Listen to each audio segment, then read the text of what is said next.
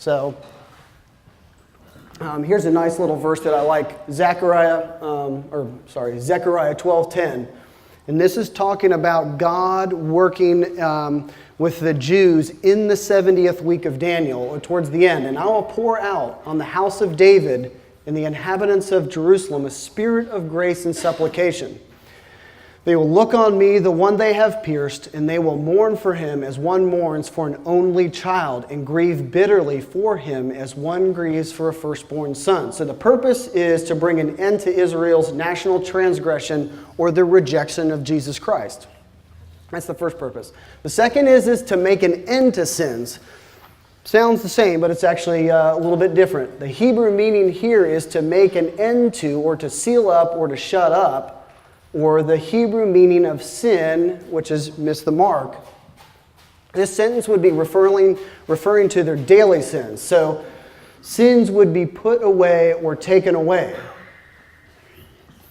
So not only would they're basically their daily sins, or or we'll talk about also, a little bit, their ability to sin, or their daily sins. So the finish of transgression meant they'll accept the Messiah, but then also make an end to sins means that they won't be able to sin anymore, which obviously we'll find out that at the end of this 490-year period is when Jesus Christ will set up his kingdom on earth and usher in the millennial kingdom. So implying that the Jews will have accepted the Messiah, or the remnant of Israel have accepted the Messiah, but then also the Jews will not sin. They'll have put an end to sin. Some cross-references here.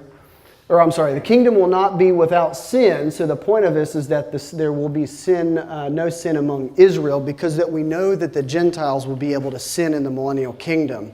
So as we know, Satan will be let loose at the end of the 1,000 years.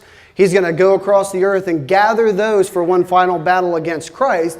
So we know these people he'll gather to fight against Christ will obviously be people that have the ability to sin. But I believe that it's the remnant of Israel as they enter in the millennial kingdom. I don't think they will be able to sin. I think that they will come to fulfillment of prophecy of the Abrahamic covenant there. So Isaiah 27:9, by this then will Jacob's guilt be atoned for, and this will be the full fruitage of their removal of his sin. Jeremiah 31:34, no longer will a man teach his neighbor, or a man his brother, saying, know the Lord, because they will all know me, from the least of them to the greatest, declares the Lord. For I will forgive their wickedness and will remember their sins no more. So I think this is a direct fulfillment of the northern and southern tribes coming back together as the 12 tribes of Israel. Obviously the church shares in the blessings of the new covenant, but I think that these verses are specifically talking about the remnant of Israel during the millennial kingdom at that time. So, next.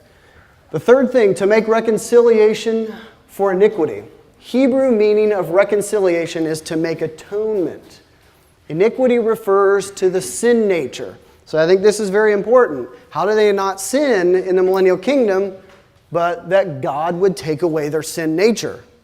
So this is how the first two purposes will be accomplished. Israel will finish transgressions and make an end to sin by atonement. So the third purpose will also completely deal with the sin nature of Israel. So they won't even have the ability to sin at that point in time. So they'll accept the Messiah. They won't sin anymore, but God will also deal within their sin nature that they won't even have the ability to sin.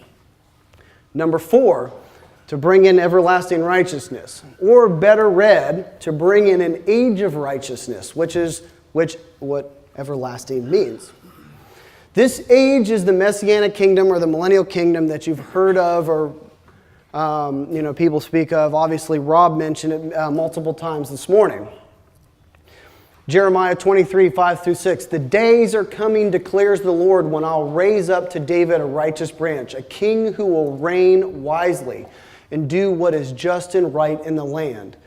In the days, Judah will be saved and Israel will live in safety. This is the name by which he will be called, the Lord our righteousness. So, as Jesus Christ is ruling over the entire earth, and David is their king over Israel, that this will be an age of righteousness. So the Jews will have accepted Christ as their Messiah.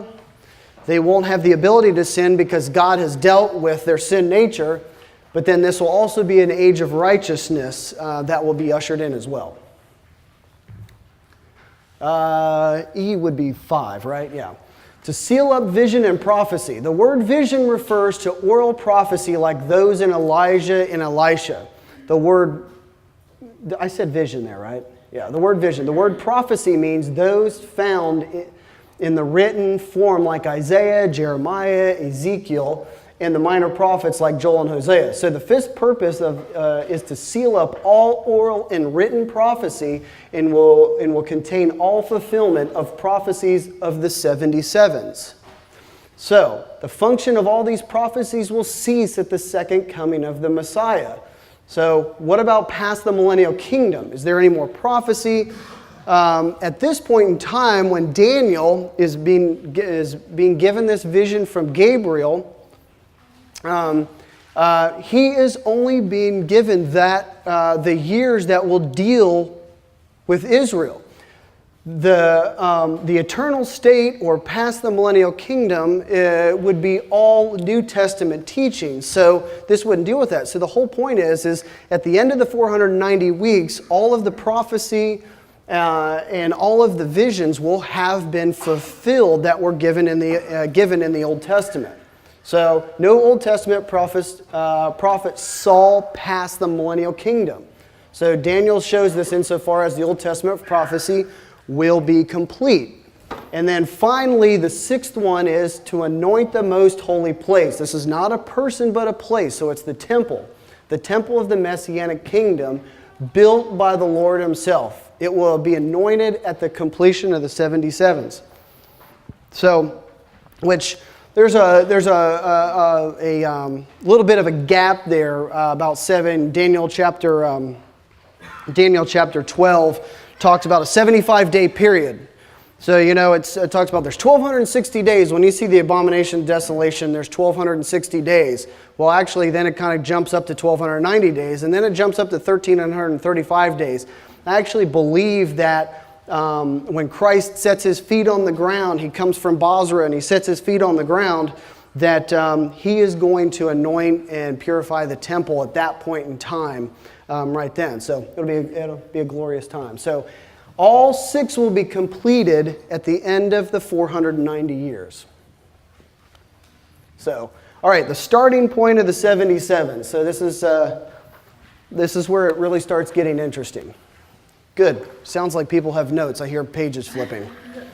Okay. Okay, know and understand this. From the issuing of the decree to restore. So we know that the 77s, okay, here's the start of our 77s right here. That line.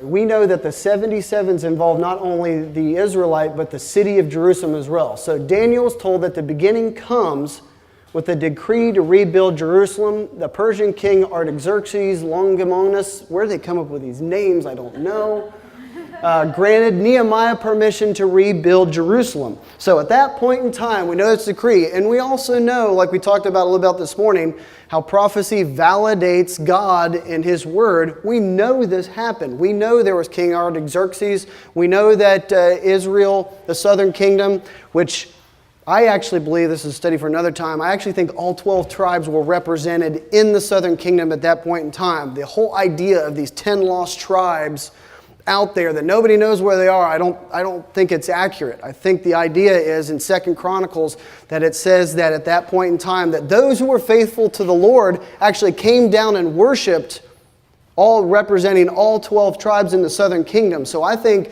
that when the southern kingdom went into exile, I think it actually encompassed all 12 tribes. So when they came back, all 12 tribes came back with them to rebuild.